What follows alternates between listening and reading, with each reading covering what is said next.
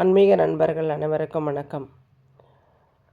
குலதெய்வ கோவிலுக்கு செல்ல நினைக்கும் போது திடீர் செலவு, உடல்நலக்குறைவு, வேலை, குடும்ப சிக்கல், வாகன கோளாறு போன்ற ஏதாவது ஒன்று தொடர்ந்து தடை வந்துக்கிட்டே இருக்கும். அடுத்தது, கோவிலுக்கு போனாலுமே வழிபட முடியாது. பூசாரி இருக்க மாட்டார். எவ்வளோ முயற்சி பண்ணி போனால் கூட நேரம் தவறிடும். மன அமைதி இல்லாமல் திரும்புறது இதுவும் ஒரு அறிகுறி. குலதெய்வ வழிபாடு அப்படிங்கிறது குடும்பமாக சேர்ந்து செய்ய வேண்டியது. ஆனால் கடைசி நேரத்தில் ஒருத்தர் வர முடியாமல் போகிறது, கடைசி நேரத்தில் தகராறு, குழந்தைக்கோ அல்லது பெரியவங்களுக்கோ உடல் நலக்குறைவு அப்படின்னு தொடர்ந்து ஏதாவது ஒன்று நடக்கும்.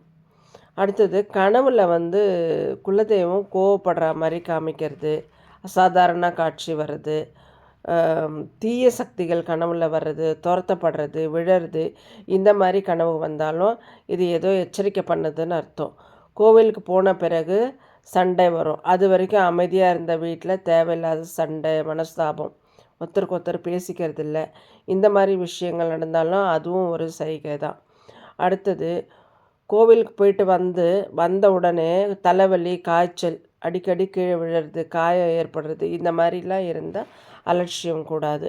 ரெண்டாவது, வாழ்க்கையில் தொடர்ச்சியாக தடைகள், நினைக்கிறது ஒன்று நடக்கிறது ஒன்று, திருமணம், குழந்தை விஷயங்களில் தடை, இந்த மாதிரிலாம் இருந்தால் நிச்சயமாக இதுக்கான காரண காரியத்தை ஆராயணும். இப்போது குலதெய்வத்தின் அருளை மீண்டும் பெற என்ன செய்யலாம் அப்படின்னு பார்த்தோம்னா, வீட்டில் ஒரு குலதெய்வத்துக்குன்னு தனியாக ஒரு விளக்கு ஏற்றி வச்சுக்கோங்க. தினமும் இல்லை வாரத்துக்கு ஒரு முறை தெரியாமல் செஞ்ச பிழையை மன்னிச்சிருங்கம்மா, உங்கள் சன்னதிக்கு வழிபடுற பாக்கியத்தை எங்களுக்கு கொடுங்கன்னு மனமுருக பிரார்த்தனை பண்ணிக்கோங்க. முடிஞ்ச வரைக்கும் குடும்பமாக குலதெய்வ கோயிலுக்கு போயிட்டு அபிஷேகம், நேர்த்தி கடனை நிறைவேற்றுங்க. குறைஞ்சபட்சம் ஒரு தலைமுறையாவது குலதெய்வ வழிபாடு தொடர்ந்து செய்யணும்.